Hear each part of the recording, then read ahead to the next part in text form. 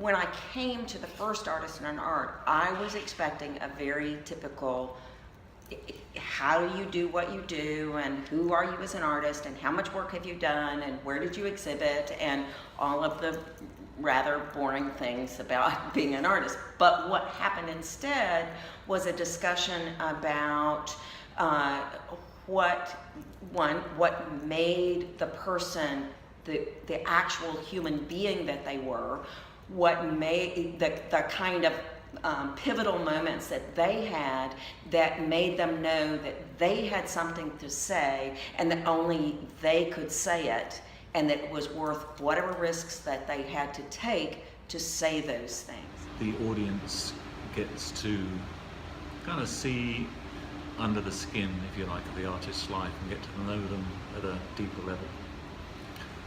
So it's not just about what they do in the art world, it's also about the person that they are and what their passions are and what drives them to do what they do.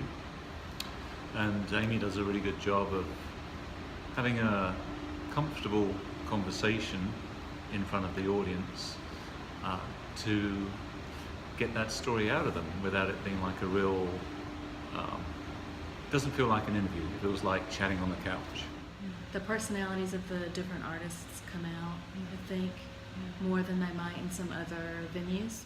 I get scared just like any other person, but since I've become a student of purpose, I've learned to be scared and do it anyway. There's a kind of motto. And then what happens? Do you do it anyway? Yeah. Well, I'm still here. This series is a good way to get to know more of the other artists in the community, and also just learning about their process and their experiences. And because it's more informal, I feel like you often cover topics that might not be obvious from reading their artist statements or going to their exhibits. What do you have going in that setting where people are feeling comfortable and you're talking about things that are important to them, where their passions are, and you get to a place where their heart is, and if you get somebody talking from the heart, then it doesn't matter what they're talking about, the audience will be on the edge of their seats, totally enraptured by what's happening in the room. So then when I did one, I knew it would not just be about, can you tell me something about why you did this print, or something about printmaking. It was really much more, a much deeper question about who I was as a person and why I thought any of this mattered. This is from Julian himself, and a nice intro to the night. In this hectic world that surrounds our daily lives, I am drawn increasingly to my camera. Photography represents a slice of time, a single moment when a scene is paused and forever preserved. And after all we ever really have is this moment. That's my introduction to Julian Charles. Talk about what could this mean for a community.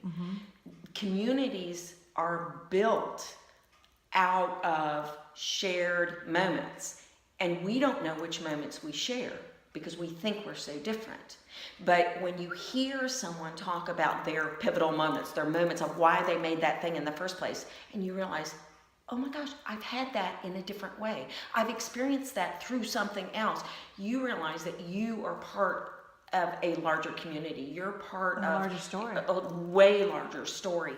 Yeah, you talk a lot about disconnect and connection.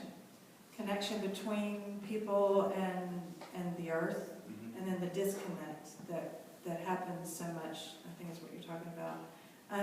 Do you feel like in places that you've traveled that disconnect is more evident in some places than others? I remember one time walking down into a valley in Nepal, kind of remote part of the Annapurna region, and it's been raining for like 3 days. It's into the end of the season and it's getting wet, and I haven't seen anybody for quite a few days, and there's this farmer in his field with his water buffalo pulling this wooden plough in the pouring rain, and he is singing his lungs out. I hear him as I'm walking down into the valley. He's just sits like, what is that?